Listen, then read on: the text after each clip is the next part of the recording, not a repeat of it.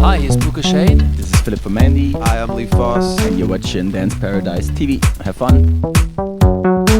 I remember that we played in the middle of nowhere, somewhere here in this country, and there was just a field. And I didn't, when we arrived, I didn't even see any electricity. There was a stage and a sound system. And then they said there was a place for minimum 5,000 people.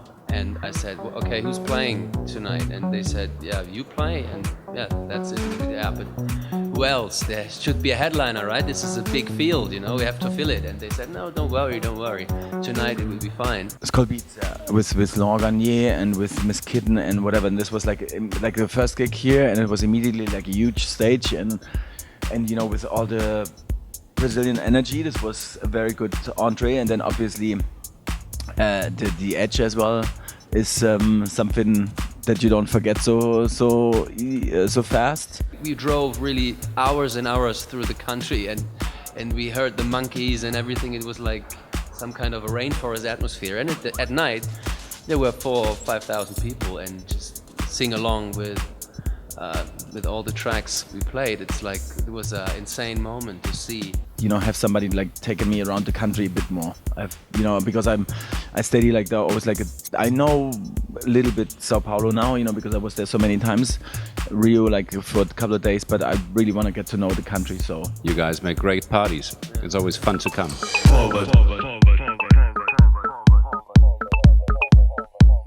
You know, I was before I was like doing the Mandy project. I was a talent scout in record companies, you know, and like it was Jive Records and like one of the companies, and they had like, I don't know, from NSYNC, R. Kelly and Tribe Called Quest, and I don't know. So I was always like linked to this kind of music as well. I just, you know, I think there's only good and bad stuff in music. I started getting my own taste, you know, and when I was like 10, 11, 12, I started noticing hip-hop and R&B. So in the early 90s, mid-90s, I paid a lot of attention to hip-hop and R&B, and then I started listening to house music around the time Daft Punk came out. So like 97, 96, 97, I started listening to house music, going to raves in Chicago. For sure, you can hear in the music that we are kids of the 80s, that we always have these atmospheres in the songs. Yeah, we call it the positive melancholy, and of course there is a basis. I think it's that what you hear when you're around 15, 16, 17. I think this follows you for the rest of your life. And so there are of course bands like Depeche Mode and The Cure and bands like this from the 80s that are a big influence for us. The influences outside of the techno world, I can't even say it's like only it's only other music. I mean, I hardly listen during the day to electronic music. It's more, I mean, it sounds always a bit cliche, but like jazz is something what I like because it's based on normally only on improvisation. That's what I like about the music. You know, it's that's something that always brings me down, even if it's very weird free acid jazz. It's something that I really enjoy, and yeah. But I like pop music as well. I love Justin Timberlake, for instance. You know, it's just there's a million stuff that like inspires me. But it's mainly as well spending time with your friends. You know, like having a nice dinner, have a nice conversation, or going out in the nature. Just like basic stuff, you know. I think that's important to get like your balance. Because the nightlife can really take a lot from you, and it's a bit crazy, obviously, and so you need, or at least I need, like this balance that I have a normal, like sort of a normal life during the week, and that's what I'm actually working on.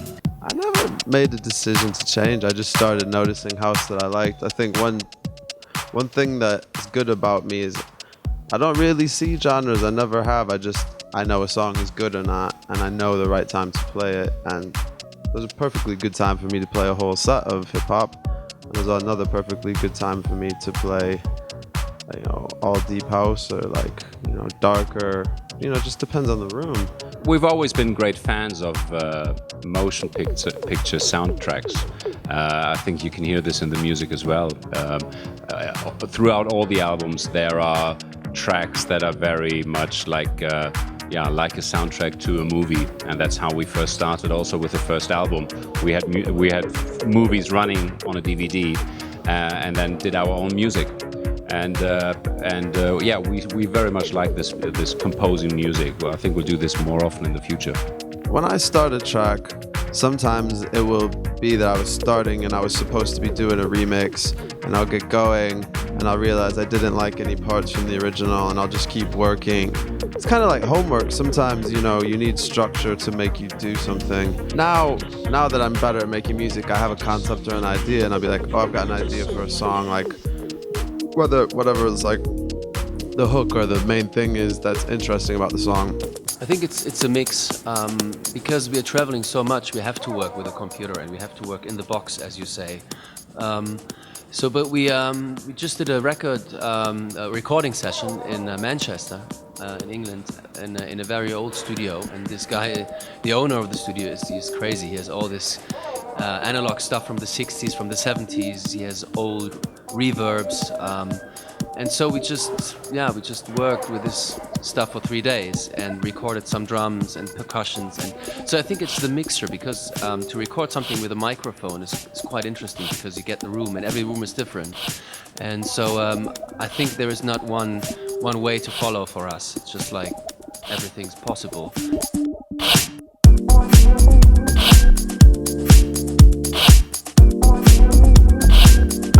Normally I'm going a bit back between New York and Berlin, you know, like I'm in New York. For me it's like a very inspiring and very important city.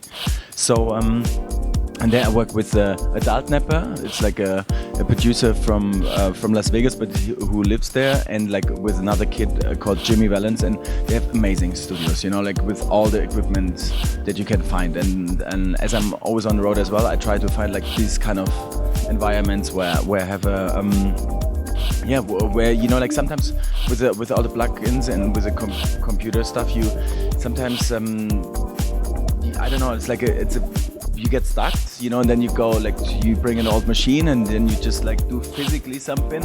It's just it's more the physical act, I think, that makes it. Exactly. Yeah. There was a band from Düsseldorf called Kraftwerk, and they started out of the region they're coming from to create this new electronic music, and also they had the money to buy the first synthesizers, like a Mini Moog, which was very expensive in that time. So then they started out of this. They came out of this industrial region, and it was a good fit to have this electronic music they created in combination with the area they came from. And because we are a country, and we look into the future a lot, you know, technology is a big part of the culture of Germany as well.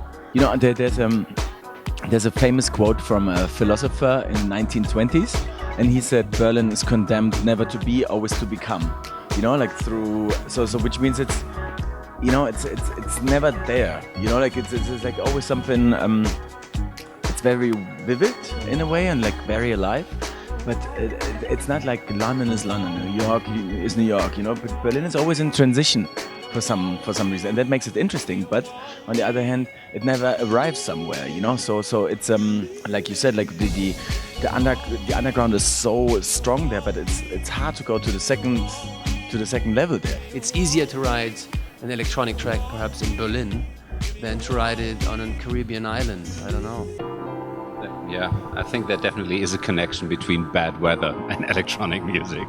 If you take a look at like cities like Manchester or many places in Germany or in Berlin, it's all very grey many times. So you want to be inside in dark rooms and you listen to electronic repetitive music.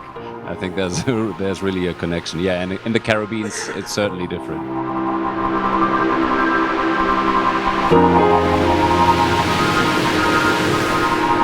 We are preparing a new live show, and we have to finish the album. So it was a very, very long process this time, and we really want to finish it. So it's still in process, but I think we're on a good way, and hopefully we have it finished in let's say 2 months.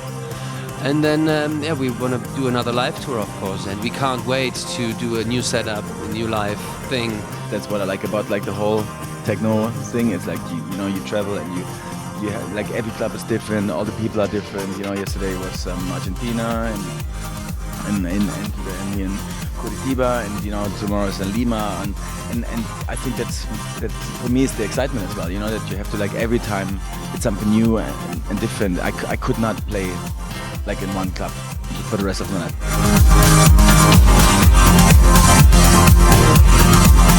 I think every DJ who really is a DJ loves this, you know, because you can just show everything there is a little bit, and you can go to places that you never can do in 2 hours, you know. Like for instance tonight, my partner, he's playing in London, and that's the concept is always a night with, and then like whoever artist it is, and the set is 8 hours, you know. That's like the concept of the whole party, and it's great, man. It's like, you know, because sometimes you need a little bit time, you know, you travel a lot and you come from somewhere, and then sometimes you need half an hour and an hour to get into something, and then after 1 hour it's already finished. And but on festivals sometimes, you know, if you prepare your set right and you have 1.5 hours and you really bang it, like in this 1.5 hours, it can be nice as well. But in general, I would say, like, I love to play even 12 hours or 14 hours or whatever you give me, I will do. Yeah. So mainstream, I think it was always like that. Many people say that, but to be honest, I don't see it. I think the difference is that the underground music is more popular now. So what people do is they take an underground track, just put a vocal on it, and then release it as commercial music.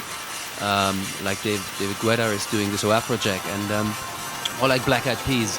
So electronic dance music is also a big influence for all these R&B artists from USA. I think that's more the reason for it. But I think commercial dance music was always around us. I remember when we did more like commercial productions in the 90s, there was a style in Europe called Eurodance, and it was exactly that what they do nowadays, with rappers and R&B singers on let's say cheesy dance playbacks, and it's the same what they're doing nowadays. So I think dance in general is much bigger than in the 90s, and which is kind of nice for us. I think it only can help, you know. All these festivals, the clubs are more packed because of the fact that dance music, everybody is doing dance music, even rock bands, and everybody's doing DJ sets, even Kings of Leon, or like, what is the other band we just heard of?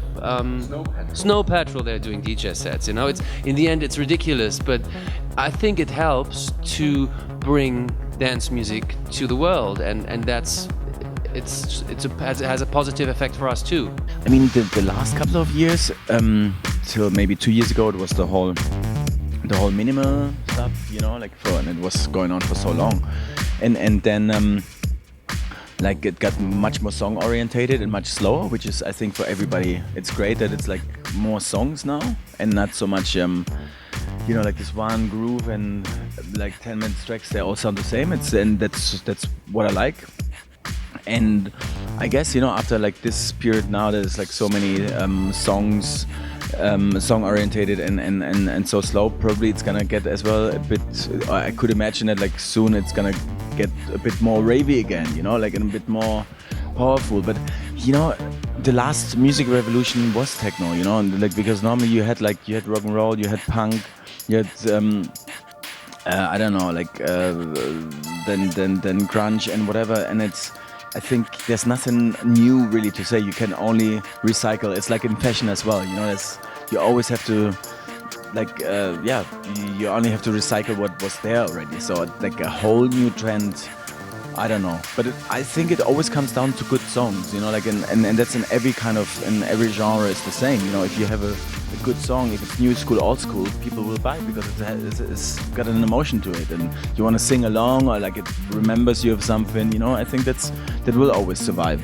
I don't think we're the greatest A&Rs in the world to say who the next superstars will be, and many times you have these people who burn for a season and then all of a sudden they're gone again. I don't know, when we first started there was minimal and we survived that, and then there was Electro House and we survived that. There are a couple of these people like Maceo Plex. I really like what he's doing, like Nina Kravitz, yeah, the Jamie Jones bunch, Scuba. I like what Scuba does. Yeah, a couple of these names.